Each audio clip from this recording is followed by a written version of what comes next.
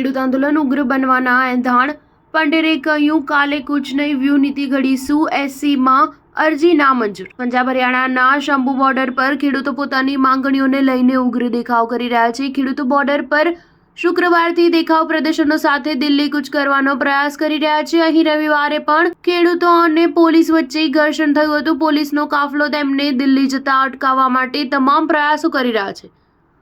આ તમામ ઘટના વચ્ચે ખેડૂત નેતા સરવણસિંહ પંડેરે મોટી જાહેરાત કરી છે। કિસાન મજદૂર મોરચાના પ્રમુખ સરવણસિંહ પંડેરે કહ્યું કે શંભુ બોર્ડર પર બેઠેલા ખેડૂતો મંગળવારે દિલ્હી કૂચ નહીં કરે। આવતીકાલે આંદોલન અંગે રણનીતિ ઘડવામાં આવશે।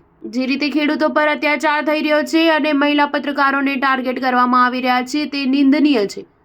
અમે આવતીકાલે વધુ ચર્ચા કરીશું। ખેડૂતોએ શુક્રવારે અને રવિવારે દિલ્હી જવાનો પ્રયાસ કર્યો હતો, જો કે હરિયાણા પોલીસે તેમના બંને પ્રયાસો નિષ્ફળ બનાવ્યા છે અને આગળ જતા અટકાવ્યા છે। બીજી તરફ સુપ્રીમ કોર્ટમાં સોમવારે આ મામલે સુનાવણી હાથ ધરવામાં આવી હતી, જેમાં કોર્ટે અરજદારની અરજી નામંજૂર કરી દીધી છે। ન્યાયાધીશ સૂર્યકાંત અને ન્યાયાધીશ મનમોહનની બેન્ચે કહ્યું કે આ મામલો પહેલાથી જ વિચારણા હેઠળ છે। એક જ કેસની અરજી પર વારંવાર વિચારણા ન કરી શકાય।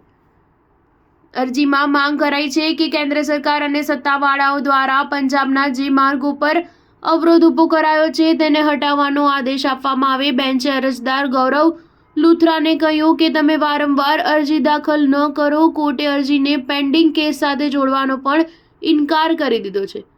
સરવણસિંહ પંડેર આજે ખનૌરી બોર્ડર પર જગજીત ડલ્લેવાલની હાલત જાણવા માટે જવાના છે। ડીઆઈજી મનદીપસિંહ સિદ્ધુ પણ ખનૌરી જવાના છે। અહીં ડલ્લેવાલના આરોગ્ય અંગે વાતચીત કરવામાં આવશે। બીજી તરફ ખેડૂત આંદોલન મુદ્દે પંજાબમાં રાજકારણ ગરમાયું છે।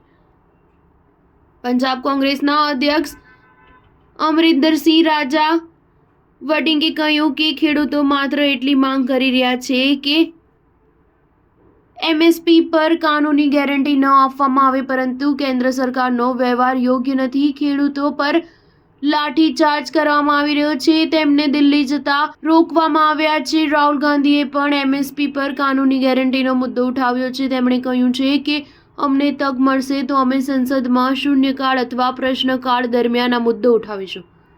સ્ટાર ન્યૂઝ 7 હંમેશા સચ્ચાઈની સાથે।